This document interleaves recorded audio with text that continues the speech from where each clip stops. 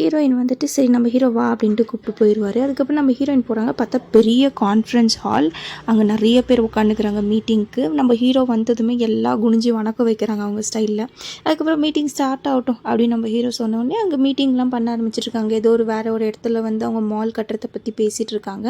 நம்ம ஹீரோயின் நம்ம ஹீரோவே வந்து உட்காந்து எவ்வளோ அழகாக இருக்காரு இல்லைன்ற மாதிரியே பார்த்துட்டு இருப்பாங்க அழகாக. நம்ம ஹீரோயின் வெச்ச கண் வாங்காமல் பார்த்துட்டு இருக்கிறத நம்ம ஹீரோவோடைய அங்கிள் பார்த்துருவார்.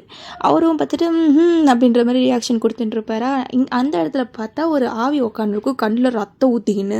நம்ம ஹீரோயினை பார்த்தோன்னே நம்ம ஹீரோயின் பக்கத்தில் வந்து உட்காந்துரும். நம்ம ஹீரோயின் அதை அவாய்ட் பண்ணுற மாதிரி இக்னோர் பண்ணுற மாதிரி திரும்புவாங்க. அது அப்படியே பக்கத்தில் உட்காந்து குருன்னு பார்த்துனே இருக்குமா. நம்ம ஹீரோ இதை பார்த்த உடனே புரிஞ்சுக்கிட்டு அவர் ஏந்திச்சிடுவார். ஹீரோயின் பயந்து போய் திரும்பி உட்காந்துருப்பாங்களா. நேராக போயிட்டு நம்ம ஹீரோயின் மேலே கை வைப்பாரா. கை வச்ச உடனே அங்கேருந்த பேய் போயிடும். ஆனால் அங்கே இருக்கிறவங்கெல்லாம் ஒரு மாதிரி நம்ம ஹீரோயினையும் பார்த்துட்டு இருப்பாங்க. நம்ம அங்கிளுக்கு வந்துட்டு ஓஹோ கன்ஃபார்ம் அப்படின்னு முடிவு பண்ணிவிடுவார்.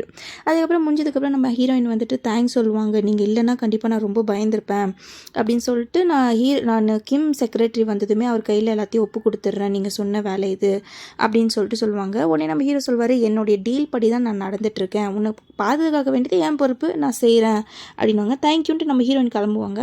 அதுக்கப்புறம் என்னாச்சுன்னா அடுத்த வீடியோ பார்க்கலாம்.